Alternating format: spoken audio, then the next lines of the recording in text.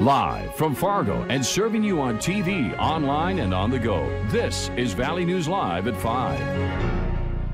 On this Memorial Day, many in our area paid their respects to those who fought for our freedom.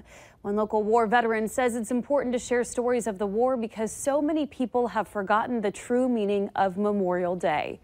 Dean Flatland knows all too well about the many sacrifices made and says many war memories are still with him years later. I wish more people knew what the meaning was.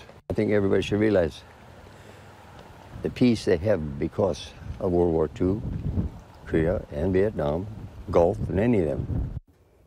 Each Memorial Day weekend, Flatland makes it his duty to visit the tombstones of the good friends he lost battling on the front lines. Turning now to a look at our weather. It stayed warm and muggy, and now we're keeping our eye on the skies for this evening. Meteorologist Robert Hahn is tracking our chances for severe weather. Robert, how's it looking outside? In general, not looking too bad out there. Some variable cloudiness across the region. It is certainly warm in many areas, and we do have a few rumbles of thunder. We'll show you those in just a moment. It is 88 now here in Fargo, also 88 in Wahpeton and the Fergus Falls area, 90 in Sisseton. Generally cooler off towards the west, mid to upper 70s. Jamestown, Valley City, and Devil's Lake. Winds have been on the gusty side. They'll stay that way through much of the evening. Just a bit of cloud cover out there. And where we are seeing the sun, that's where we've got the warmer temperatures. Underneath those clouds, we are seeing just a few isolated showers and thunderstorms. The strongest, and they're not very strong, on a line basically from north of Castleton up to just south of Mayville. Here in Fargo, as we head through the evening, we have that chance for maybe an isolated shower or storm as we head through the 7, 8, and 9 o'clock hour. Temperatures slowly cool on down. More chances for showers and storms as we head through Tuesday and Wednesday. But how's the rest of the week looking? We'll let you know in just a few minutes. All right. Thank you, Robert. Police are still working to find any clues related to a stabbing in South Fargo. It happened yesterday morning near I-29 and 13th Avenue South. The victim was taken to the hospital but is expected to be okay. Officers used a canine to search the area but did not find a suspect. Officials believe the incident was not a random attack.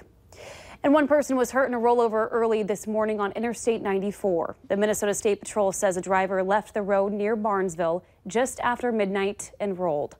One passenger was slightly hurt. 2 others in the car were not hurt. And Fargo police are again reminding those on the roads to be extra cautious around motorcycles. When the bikes slow down, they don't always use their brakes, so you may not see the lights. If you're behind or next to a motorcycle, pay a little extra attention while behind the wheel. And more travel issues are headed your way tomorrow. Road construction season is about to kick into high gear. 4th Street South in Fargo is going to get a complete makeover. This project stretches from 2nd Street on the north end to 13th Avenue on the south. And that's where all the action starts tomorrow on a 2-block stretch between 11th and 13th. That's going to be shut down and closed to traffic. 1 block west of 4th Street on 13th Avenue is also going to be closed. The reconstruction plan calls for the work to progress from south to north. And in addition to the road work, a new water main system is being installed. Now, this entire project should be wrapped up by mid-October. And folks on the north side are also getting a side piece of the action. Another major project getting underway tomorrow, the reconstruction of 10th Street North. That will shift traffic from 10th onto North University Drive. Between 4th and 12th Avenues, traffic will be head-to-head. As families return home from a holiday weekend, a reminder, this is the deadliest holiday to be on the road. Valley News Team's Ryan Laughlin has the stats and what you need to know before you hit the streets. Today, Memorial Day, is the deadliest holiday to be on the streets. An average of 312 traffic-related deaths occur every year at this time. That, according to the National Highway and Safety Administration. First weekend at the lake, first weekend to get out and do something with the family. Obviously, there's a lot of traffic on the roads and the interstate, so the biggest thing is just taking your time. Some projections predict there could be close to 400 road-related deaths today, and if that's not incentive to slow down, there's amped-up patrols across North Dakota. We're going to see an uptick in law enforcement officers out on our roads, specifically looking for seatbelt violations. Wearing your seatbelt can cut your risk of death by 45%. And while cops can't pull you over for not wearing your seatbelt, they say they're seeing plenty of distracted driving, and they can pull you over for that. It's pretty common. You see people pull out their phone or to send that message or to quick see what that tweet was. So it's something that we see quite a bit. But the number one thing when returning home tonight? Like I said, big thing, just take your time. Better get there later than not at all. Grand Forks, Ryan Laughlin, Valley News Live. In North Dakota, a seatbelt ticket is $20, but the distracted driving fine has gone up in recent years. That fine is now $100.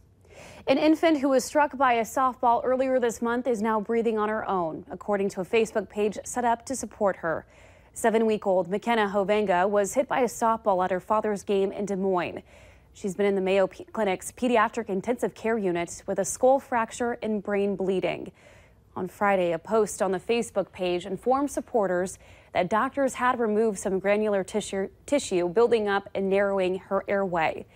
McKenna is off everything breathing related, the post said, and a You Caring fundraiser has raised more than $73,000 for McKenna's medical expenses. And we have an update on the veteran cemeteries planned for Harwood, North Dakota. The cemetery should be ready by this October. About 6 months ago, we were told the federal project may not open until a year later than planned. But now we're told everything is back on schedule. There's a lot of veterans that are delaying their burials, passed away veterans that are delaying their burials just for this cemetery. And some of the funeral homes are holding those veterans in their building. The Fargo VFW is hosting the state VFW convention, and one of the things we wanted to involve the community with was a visit to the future site of the VA National Veterans Cemetery. That VFW convention will be at the future cemetery on County Highway 20 this Thursday at 4 p.m. It will include a visit from a representative from Fort Snelling to give folks a better timeline of events for the cemetery. Meanwhile, Arlington is running out of room, the final resting place for more than 420,000 veterans and their relatives. Now, the cemetery has been adding about 7,000 more each year. At this rate, the cemetery will be completely full in about 25 years. To preserve space for future war heroes in the country's premier national cemetery, the Army is considering new rules that will turn away many currently eligible veterans. Memorial Day marks the unofficial start of the summer, and people across the country are enjoying the day off with either a barbecue or a parade. But as our Washington Bureau's Peter Zampa reports, a new temporary memorial in our nation's capital is colorfully striving to remind Americans what this day is really all about. 645,000 poppies are lining this wall here on the National Mall in Washington, each one representing a service member who has died since World War I, each one a reminder of what Memorial Day is all about. You begin to get a real sense of the true cost for our freedom. Florida native Mark Leaf served in the Navy and Army Reserve. Some of the poppies on this wall represent his friends. This weekend is important to Leaf.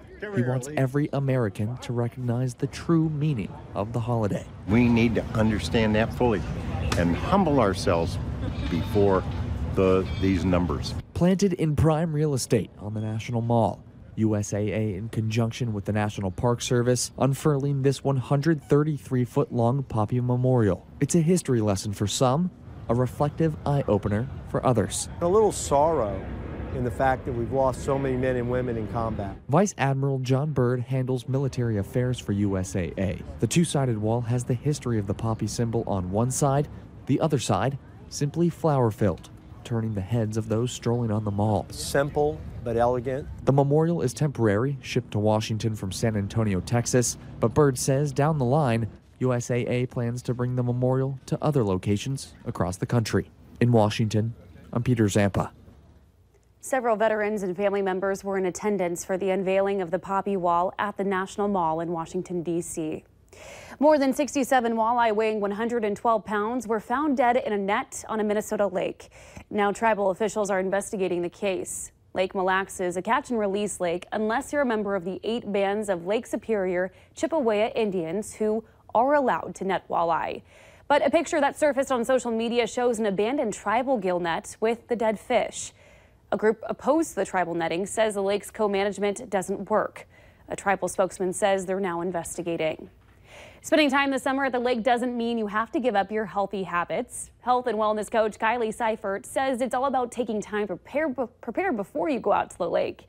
Fresh fruits and veggies are easy to pick up and have out. instead of those chips and cookies. Exercise can be done with the lake toys like paddle boards or canoes. Kylie says time at the lake shouldn't be an excuse to stop being active and healthy. Keep that momentum going. You're going to feel so much better. You'll start your week off on the right foot. I had a client the other day say, oh, I'm almost glad we don't have the lake place anymore because we didn't eat healthy and we didn't do healthy things, but it shouldn't be that. It shouldn't be an excuse to just let it all go. Right. It's good to relax, but you want to make sure that you still are taking care of you. For recipes, go to valleynewslive.com and click on the story. What you should